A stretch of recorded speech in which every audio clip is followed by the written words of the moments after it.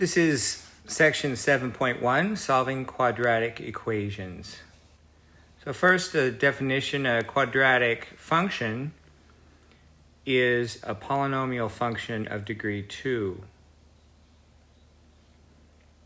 So that's going to be like f of x equals 2x squared minus 3x plus 5, for example.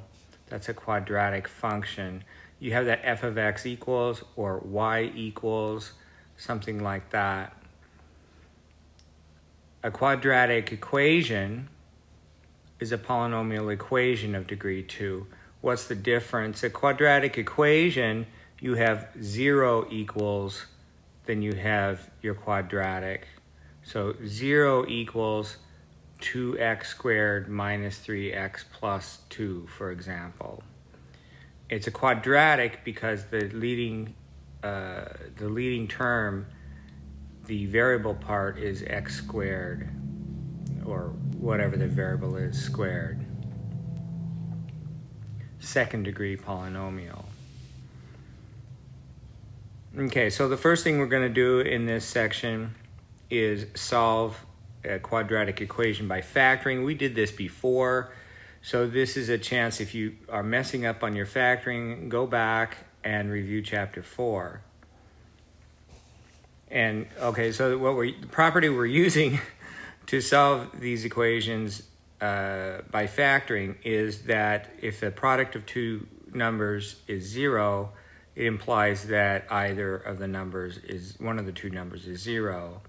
And this works for real numbers. It works in the more general situation with complex numbers. The product of two complex numbers is 0 implies that one of the two numbers is 0. At least one of the two numbers is 0. So for example, we're going to solve x squared equals minus 5x minus 4.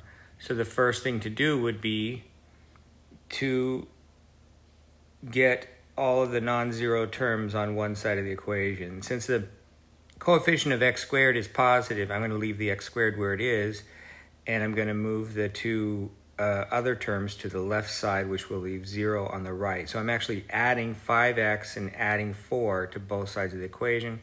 Or you can think of it, just move the term to the left and it takes the opposite sign. So instead of negative, it'll be positive. Instead of minus, it'll be plus. So we just get this, very simple, right? And then we're going to factor the left side. This happens to factor the factors 1 and 4 of 4 add up to 5. So we're just going to use x plus 4 times x plus 1. Don't forget the equals 0, okay? And then we set each one of those equal to 0, and we get x equals negative 4, x equals negative 1. I'm not going through all the little tiny steps on that because we've done that before. Okay, and then you would take negative 4, plug it into the original equation, x squared equals minus 5x minus 4. Plug negative 4 in there, you see you get 16 equals what, 20 minus 4, which is true. And if you plug negative 1, x equals negative 1 into that equation, you'll see you get 1.